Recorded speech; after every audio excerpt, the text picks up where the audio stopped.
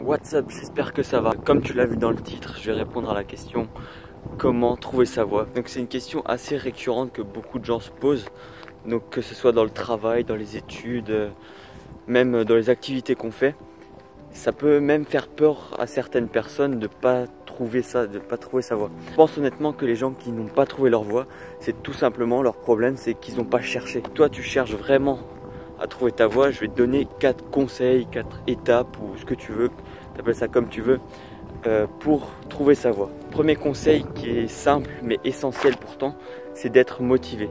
Parce que si tu n'essayes pas de réfléchir, tu vas pas trouver ta voie comme ça, tu vois, d'un claquement de doigts. Donc il faut déjà être motivé à trouver et à chercher. Dis-toi qu'une de tes principales motivations, ce serait d'être heureux et de vivre de tes passions. Et je trouve que ça, c'est déjà assez suffisant pour se motiver. Alors ça, c'était le premier conseil. Donc le deuxième conseil, ce serait tout simplement d'essayer d'agir. Parce que si on n'essaye pas, on ne peut pas trouver. Parce que si maintenant tu attends de trouver ta voie pour agir, eh ben tu ne la trouveras jamais. C'est un peu comme si maintenant tu allais à la salle de sport, mais seulement à partir du moment où tu seras musclé.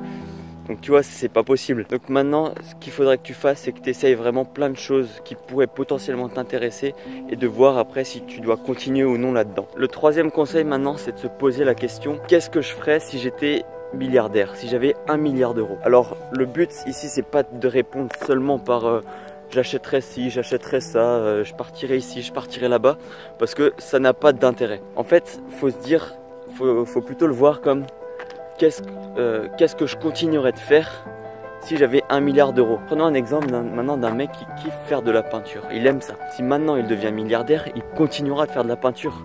Il aura peut-être juste des pinceaux un petit peu de meilleure qualité, des toiles de meilleure qualité, parce qu'il aura de l'argent, mais il fera de la peinture. C'est pareil pour moi, j'aime le sport. C'est ma passion de faire du sport ou même faire des vidéos comme ça, j'adore faire ça. Si je deviens milliardaire, eh ben je ferai toujours ça. J'aurai peut-être un meilleur équipement pour faire du sport, du meilleur matos pour faire des vidéos, mais je ferai toujours ça. Donc voilà, c'est comme ça qu'il faut voir la question. Il faut vraiment essayer de se la poser. Et dis-toi que si tu fais la même chose étant milliardaire que maintenant, c'est que tu es au bon endroit. Enfin, le quatrième conseil que je peux te donner, c'est de voir comment passe le temps. Parce que si maintenant, quand tu fais une activité, 1 heure pour toi ça passe comme 1 seconde, c'est que tu aimes vraiment ce que tu fais et qu'il faut que tu continues là-dedans. A l'inverse, si maintenant tu fais quelque chose et le temps il te paraît super long, c'est que c'est pas bon, tu vois. C'est genre, maintenant je devais prendre mon exemple. Quand je fais du sport, le temps il passe super vite. Je vois pas le temps passer. Alors qu'à l'inverse, quand je fais des maths en cours, et ben le temps il passe pas très vite. Donc ça m'aide à voir ce que j'aime et ce que j'aime pas. C'est vraiment un bon indicateur pour voir si on est dans la bonne voie ou non. Donc voilà, si maintenant tu dois vraiment retenir quelque chose de cette vidéo, c'est qu'il faut essayer et encore essayer de nouvelles choses, d'agir surtout et de réfléchir, car c'est pas en attendant que ça vienne que ça va venir, tu vois.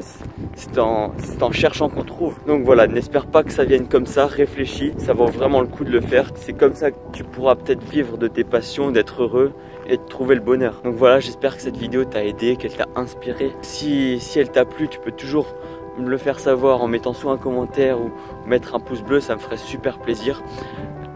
T'abonner aussi parce qu'il y aura plus de vidéos comme ça dans ce style et il y a plein de trucs qui vont arriver. Donc je t'invite vraiment à t'abonner et partager aux personnes que tu aimes ou que tu as envie d'aider. Puis voilà.